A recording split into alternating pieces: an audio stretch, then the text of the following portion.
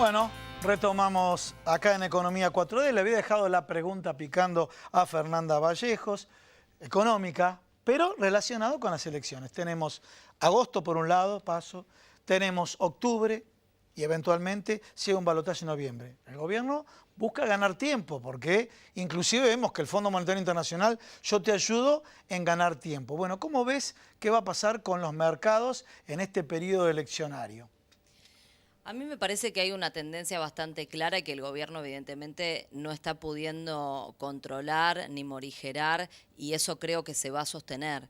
Porque, digo, incluso cuando el Fondo Monetario ha habilitado a que salgan a rifar casi 10.000 millones de dólares, que es una barbaridad, además de que habría que cuestionar la legalidad de eso. Nosotros hemos presentado particularmente por esta cuestión una denuncia, además de que esto está vedado en el propio convenio constitutivo del Fondo Monetario, además de que el Fondo Monetario le recomienda a los países que cuando atraviesan situaciones como la de Argentina se instrumenten controles de capitales, porque lo que hoy tenemos en nuestra economía desde que ha llegado Macri es un viva la pepa en materia financiera. Y eso genera una situación de enorme incertidumbre, de enorme volatilidad, y es lo que vemos todos los días. Estas noticias que nos habíamos olvidado los argentinos y que hoy vuelven a ser titulares cotidianos. Cómo crece el riesgo país, cómo se caen los títulos argentinos, cómo las acciones de capitales argentinos que cotizan en Nueva York se desploman. Bueno, tiene que ver con la enorme fragilidad, la insustentabilidad que el propio Fondo Monetario reconoce y que reiteradamente suscribe en sus propios informes. Te van a decir del gobierno y te van a decir algunos operadores, sin embargo, a medida que Cristina mida mejor, más miedo tenemos. No, pero eso es algo que dice el gobierno y es casi una cuestión de marketing electoral del gobierno. La verdad es que hoy tuviéramos que ponerle un nombre al riesgo país.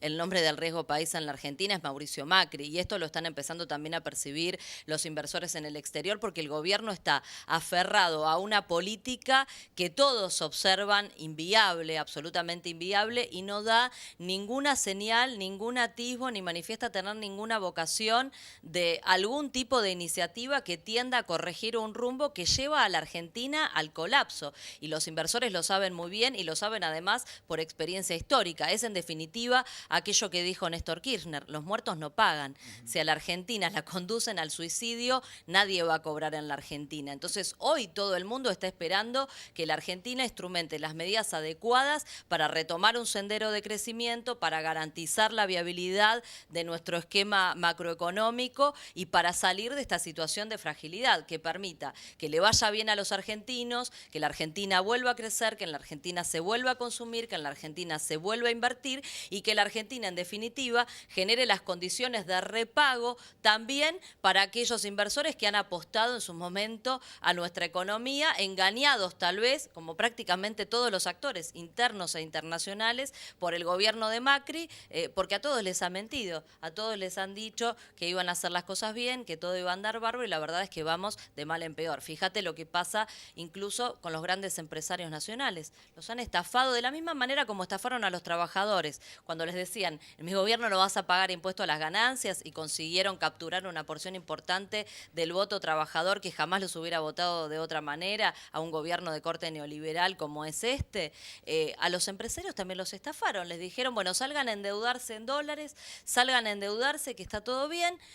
Creyeron en el gobierno, confiaron en la política que iba a llevar adelante Vamos el a dar gobierno. nombres según los balances. Vamos a dar nombres, ya que vos decís esto, Los balances, según los balances. así Estamos es. hablando de Arcor, de Molinos y Río de la Plata, del sector alimentos, que los resultados financieros generaron pérdidas. No solamente del sector alimentos. Sí. Estoy hablando del sector alimentos por la característica. El sector alimentos además está fuertemente golpeado por el desplome del mercado interno y lo afectan un conjunto de variables mayor todavía. Pero incluso aquellos que no estaban siendo tan golpeados, que tenían capacidad de capear, digamos, la crisis, la situación, el desmanejo financiero de este gobierno, que se suponía que era el mejor equipo de los últimos 50 años y que si algo iba a poder mantener bajo control era la situación financiera de la economía, bueno, el desmanejo, el desmadre que han hecho ha generado que hoy los balances de grandes empresas nacionales, que hubiera sido impensable que suceda en otro momento, momento estén todos pintados Rojo. de rojo. Bien, muchísimas gracias. Y ahora sí, seguimos con Isabel Reynoso.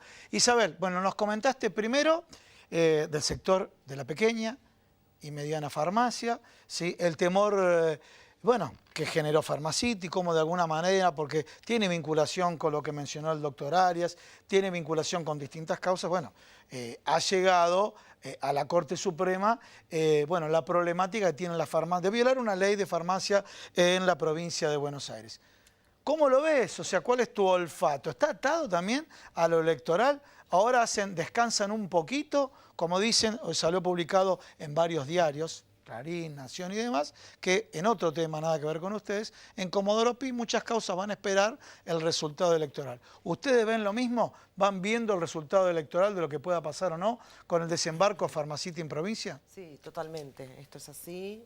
Nosotros el juicio que Mario Quintana le hizo a la provincia de Buenos Aires se había ganado en todas las instancias. En todas las instancias. Primera instancia, Cámara de Apelaciones de La Plata y Corte Suprema por unanimidad. Y lo único que sucedió es que cambia, digamos, el estado de este juicio cuando Mario Quintana asume como jefe de gabinete. También hemos visto la causa que ha iniciado Quintana hace unos años contra las entidades farmacéuticas que iban para un lado y ahora están yendo para el otro. ¿Cómo es eso? Hay causas contra la Confederación Farmacéutica, FACAP y Asociación de Mutuales y Sindicales, porque planteaba con respecto al convenio de PAMI que ellos son una pequeña empresa que no pueden colaborar con una bonificación muy alta. Pero discúlpame, ahí te voy a interrumpir. La gente no entiende lo que es la bonificación. Vos me corregís, yo doy una pequeña explicación, así, con lenguaje televisivo, rápido. Todos aquellos que quieren trabajar con un financiador de salud, o sea, una obra social, ya sea sindical o una obra social como la de los jubilados PAMI, le dicen, si querés trabajar, te hacemos un descuento, una bonificación que lo pagan el sector... las farmacias. Las farmacias, ahí está, que lo pagan en este caso las farmacias. En definitiva, yo te diría, bueno, en un sistema que tenemos que proteger a las pymes, las pequeñas farmacias tienen que pagar menos y las grandes tienen que pagar más. ¿Es así? Es así, debería ser así. Debería. Y venía siendo así porque además estamos dándole servicio a 5 millones de jubilados y necesitamos una prestación territorial en todos los pueblos, en todos los barrios, en la cordillera, en Capital, en el conurbano, porque en todos lados hay Pharmacity jubilados. en la cordillera no se va a instalar y en un barrio con menos de... con 500 habitantes no se va a instalar. Y siempre fue solidario que el interior, los pequeños pueblos, las farmacias aporten menos, los que estamos en el conurbano aportamos un poco más y tiene que ver por ubicación geográfica de la farmacia y por volumen, ¿sí?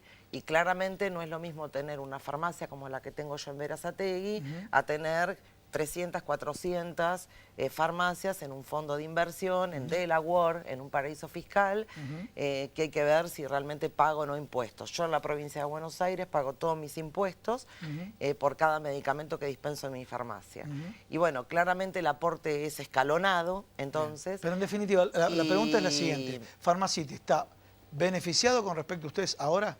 Y ahora, hace poco tiempo, bueno, plantearon de que había que bajarle el aporte a la única empresa que es Pharmacity.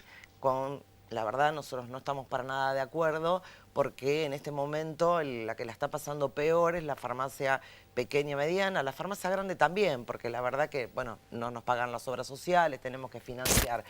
Pero si ponemos y medimos fuerzas, claramente la farmacia mediana y pequeña no tiene margen para moverse para ningún lado porque se cae. O sea, en definitiva, le aseguró mejorar la rentabilidad a este gran grupo de farmacias y a la mediana y a la pequeña empresa no le aseguró mejorar la rentabilidad. Sí, vos sabés, Gustavo, que para nosotros el tema de la farmacia no es un comercio, es un servicio de utilidad pública, así está declarado en la ley que Pharmacity cuestiona de la provincia de Buenos Aires, porque lo que hay que poner en el centro de la escena es al paciente.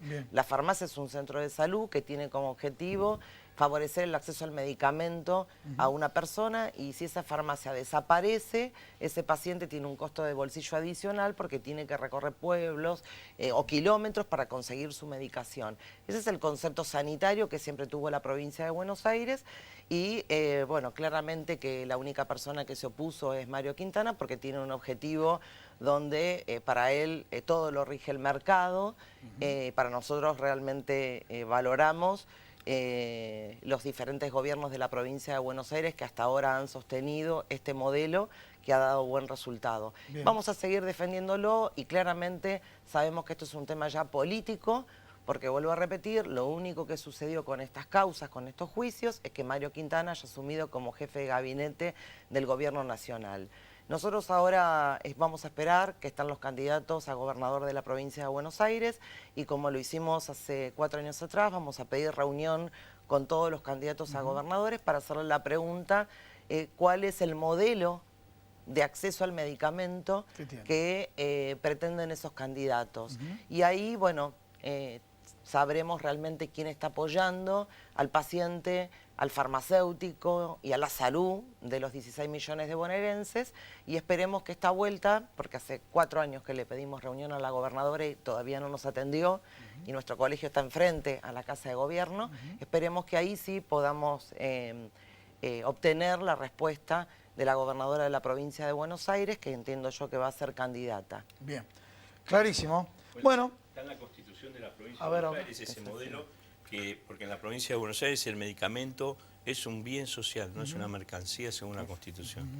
Es un sistema por el cual es totalmente contrario, constitucionalmente contrario a la propuesta de Pharmacity. señores, esto lo que están explicando ambos, bueno, en su carácter de abogado, ex juez, la doctora farmacéutica, esto es sistemas de salud. Sistemas de salud implican las políticas sanitarias, ¿no? A ver, te la hago gráfica. Estás con si van los grandes grupos, ¿sí? Porque vivís en un lugar que hay poca población, te vas con tu nene y tenés que agarrar el auto, hacerte 100 kilómetros para comprar un medicamento. De esta forma, con este concepto, siempre tiene que atenderte una farmacia. Y ahora sí, vamos con Luciano Galfioni de la Fundación Proteger.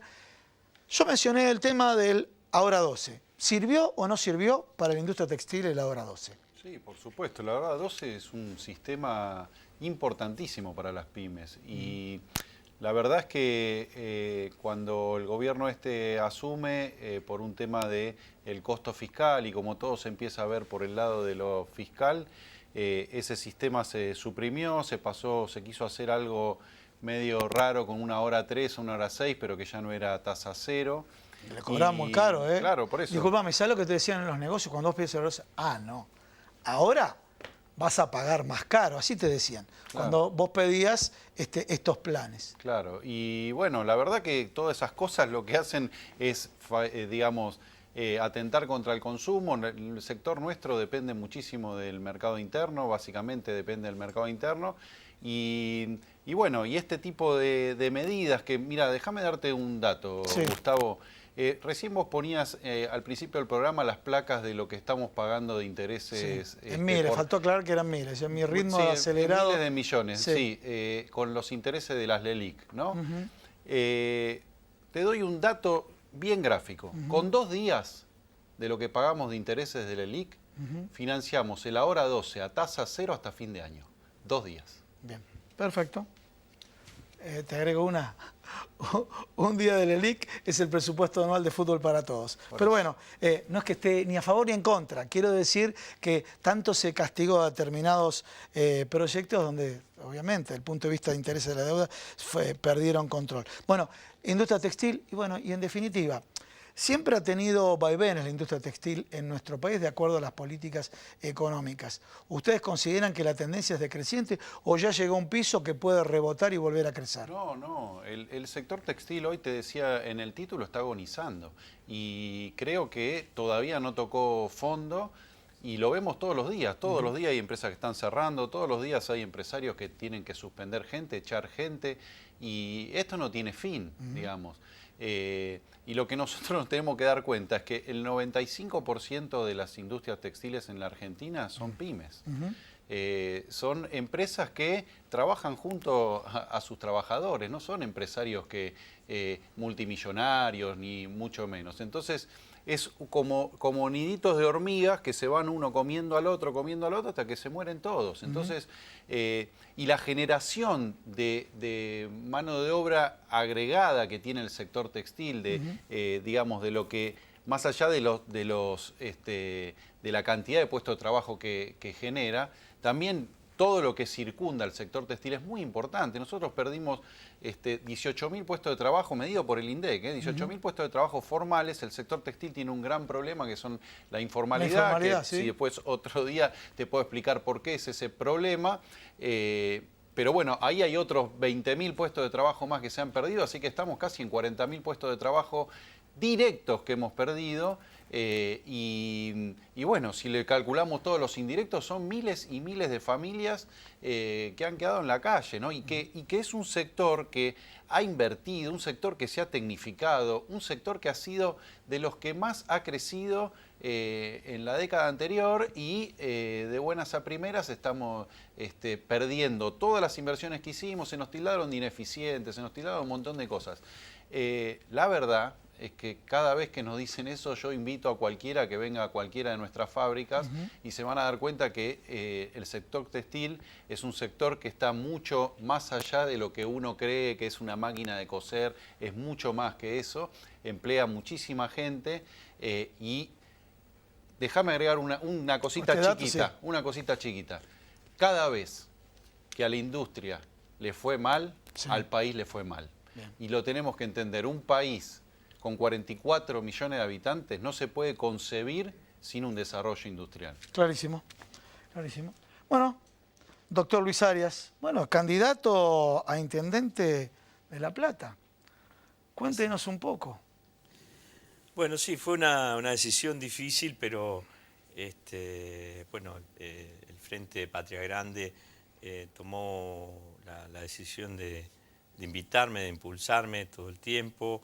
Y yo creo que había que canalizar la vocación por lo público por algún lado, y creo que la política es el lugar donde se cambian las cosas, y por eso decidí, tomé esta decisión, ¿no?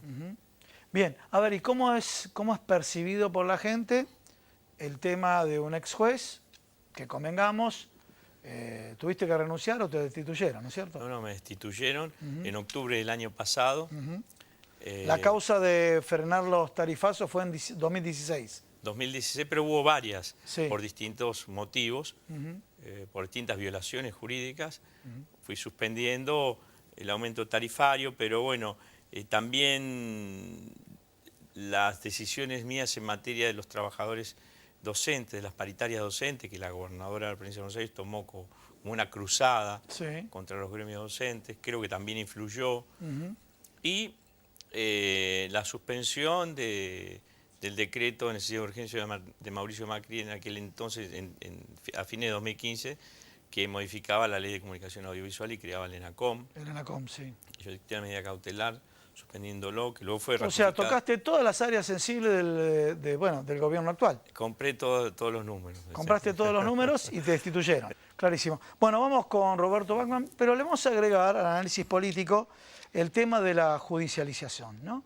¿Hasta dónde la gente tiene la capacidad de absorción, por ejemplo, la causa del doctor Ramos Padilla o la causa de los cuadernos? Porque como aparecen, el título es causa de los cuadernos, otros lo llaman causa de la fotocopia de los cuadernos, pero ¿hasta dónde la población, este tema de la judicialización, dice, bueno, basta, yo empiezo a tomar otras variables en mi análisis? Ese es otro tema de difícil interpretación por parte de la gente. Lo que se trató de instalar desde que el gobierno de Macri asumió es que había un gran sistema, había dos temas flojos de papeles en el gobierno, en los gobiernos anteriores, que era la institucionalización, sí, y la corrupción. Transparencia. Sí. La transparencia, que estaba asociada a esto, que era un bajo nivel de institucionalización y era un bajo nivel de transparencia. El gobierno tomó este tema porque fue uno de sus caballitos de batalla de campaña y tomó el tema de la corrupción como un elemento sustancial para poder ganar las elecciones de 2015 y luego lo volvió de alguna manera a repetir. ¿Ese sería el factor intangible que, sí, que el electorado pudo tener en cuenta? Bueno, y acá viene el tema del análisis, porque por más que ellos tengan un sistema y un laboratorio electoral importante, hay un tema de análisis que el gobierno, que lo saben porque no creo que la gente de Marcos Peña y Durán Barba interpreten así nomás lo que la gente piensa. Nunca, como dicen los chicos, nunca agarpó mucho la corrupción desde el punto de vista electoral. Nunca un presidente fue presidente por un tema que estaba relacionado por la corrupción. Para que tengas ejemplos, quizás no por la economía, sí, pero no por la corrupción. Alfonsín en el 83 fue presidente porque supo leer mejor el regreso de la democracia. Lo leyó mejor que el peronismo. Esto es una realidad. Totalmente. Su campaña, su impronta. Totalmente. Leyó mejor la realidad. Por supuesto que fue presidente. El leer el preámbulo a toda la gente, hacerlo leer en conjunto. Menem leyó mucho mejor la realidad que necesitaba en ese momento la Argentina, que era un líder carismático, no un líder democrático, que era lo que necesitaba el 83. ¿Te acordás? Síganme, no los voy a defraudar. El salariazo, la revolución productiva, y que estaba abajo de eso, subyacentemente, la frase era, síganme, conmigo, no con la democracia, se come, se educa y se cura. Después pasaron muchas cosas, llegó la alianza, que tampoco ganó estructuralmente por la economía, sino porque representaba la posibilidad de rever el modelo de la convertibilidad, y después pasó lo que pasó hasta que llegamos acá en Argentina. Pero ¿qué es lo que ocurre? Si esto era un diferencial, si la corrupción era un diferencial para Cambiemos, hoy con lo que está pasando, en la medida que esto se haga público, porque estamos frente a una situación muy particular en Argentina. Hay un cerco mediático que no, yo por lo menos desde el regreso de la democracia nunca lo vi, un cerco mediático, una defensa mediática tal si fuera, en términos altuserianos, un aparato ideológico del Estado, los medios de comunicación y las grandes empresas, que no deja que la información trascienda. Pero lo de Ramos Padilla, me parece, la causa, ¿no? Que está, bueno, según Arias va a terminar con la figura de Macri, pero en la causa empieza a desnudar ya algo muy importante, que la corrupción también está presente en este gobierno. Y es que es un tema mucho más grave, porque si lo empezamos Tengo que cerrar el programa, pero a ver, la corrupción está presente en este gobierno. Entonces, aumenta la imagen negativa de ambos, aunque ahora vemos que varias encuestadoras están dando más alta la imagen negativa la imagen de Macri. Sí, la imagen negativa de Macri está más alta la de Macri que la de Cristina. Y te digo más, ahí tenés una situación muy particular. Tenemos que cerrar, sí. Yo he visto varias encuestas, hasta están parejas las imágenes positivas de Cristina y María Eugenia Vidal. Ha crecido muchísimo Cristina en los últimos Roberto meses. Bachmann, muchísimas gracias. Luis Arias, lo mismo Luciano. Bueno, Isabel Reynoso, lo mismo Fernanda, primera vez que viniste al programa, así que muchas gracias. Te comprometemos para futuros programas. Sí. Bueno, muy bien, señores, ha concluido hoy Economía 4D. Sí, la próxima semana vamos a estar con Agustín Datelis. Chau.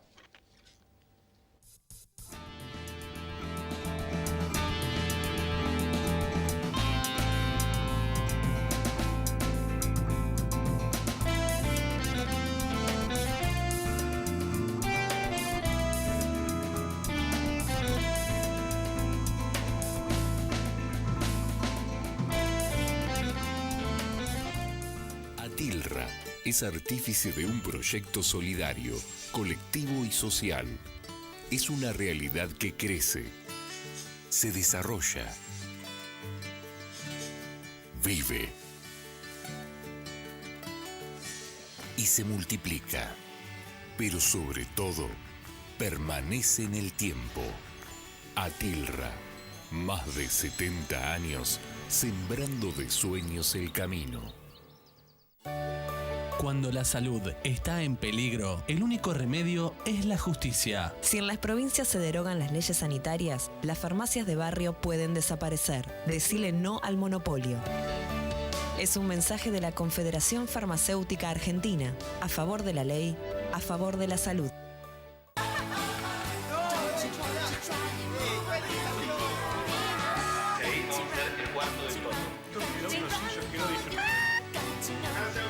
Para cada uno, crecer es algo distinto.